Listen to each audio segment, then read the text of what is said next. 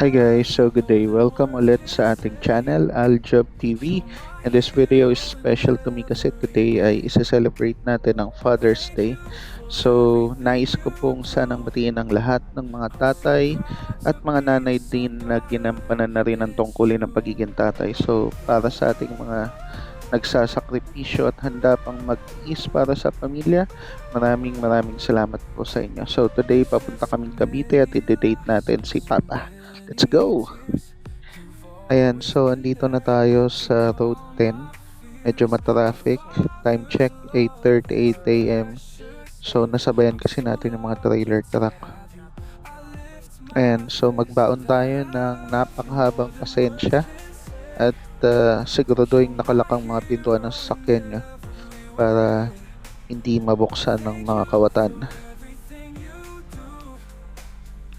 Medyo unti-unti nang bumibilis yung traffic dito kasi palagpasan tayo ng pier. Pero mag-picture muna tayo.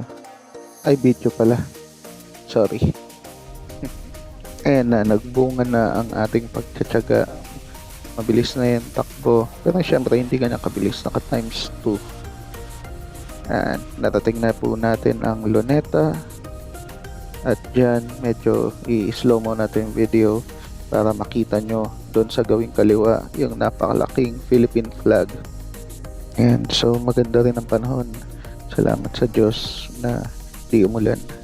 And so nakapasok na po kami sa Cavitex. Pero bago kami pumasok dyan, may nakita kasi ako malaking sign na insufficient RFID no entry. So akala ko wala ng cash payment.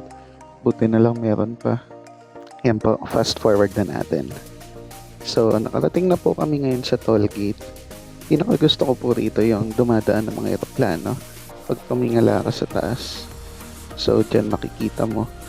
Minsan feeling ko ako si Tom Cruise eh. Tapos may dadaang mga eroplano sa taas. Yung parang doon sa pelikula na Top Gun.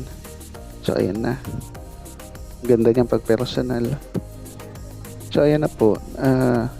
Nakalagpas na po kami ng toll gate. So, yan yung right side. Ang kita nyo po dyan yung dagat. And dyan sila mga nangingisda. And mga kumukuha sila ng mga yamang dagat.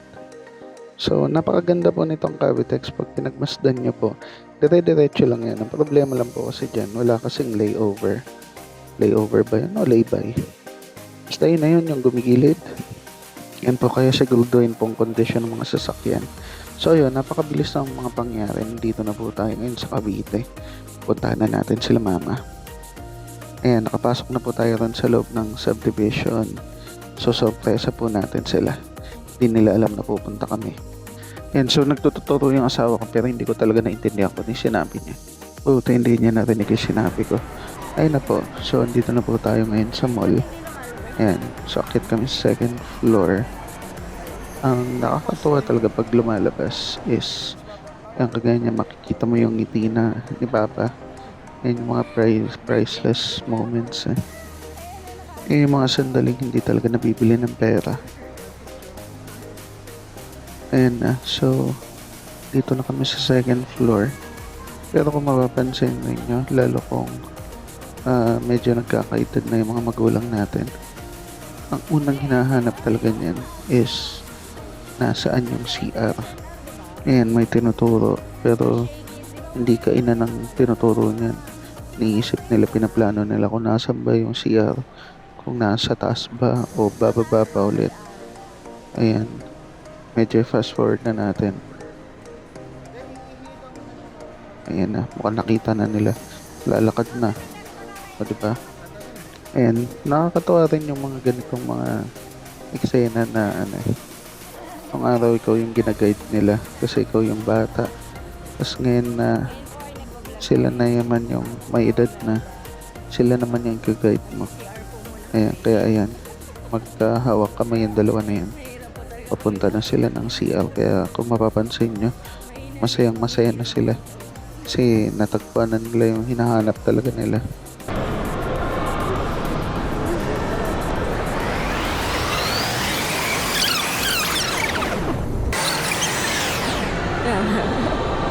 Kailangan magpumunta si Papa dyan. Ayan po, so naka-CR na sila, tas nakapunta na po kami ngayon sa KFC. Dito na lang po yung napili namin kasi syempre, sarap din naman po yung chicken nila. At the same time, hindi po kasi masyadong mahaba yung pila. Pag mga ganitong celebration po kasi, saan nyo na po talaga na marami pong mga tao sa mga pasyalan o kaya sa mga mall. Kaya syempre, hanapin nyo na lang kung saan po kayo pwede. Ayun na nga po, so ito na po yung pinakaiintay ng lahat, yung kainan. So, yan, in-order namin yung Dad's Feast. Update ko na lang kayo mamaya pag busog na ako. Nakakapagod na magsalita eh. After naman po namin kumain, nagkape naman kami. And tinrate ko sila papa sa Starbucks. Simpleng kape lang, pero ang pinakamahalaga dyan yung kwentuhan. Kasi yun yung mga hindi nabibili ng pera. Yung mga time na binibigay mo para sa mga magulang mo. Kasi syempre, kailangan natin tanggapin yung realidad. Hindi naman natin sila habang buhay kasama. Yung mga magulang natin, alam naman nila rin na busy tayo, na masyado rin tayo maraming iniintindi, mga problema, mga kung ano-ano, kasi dinaanan din naman nila to. Pero hanapan natin ang oras hanggat kasama pa natin sila. Ayan, pauwi na kami. So, salamat kung umabot ka sa part ng video na to.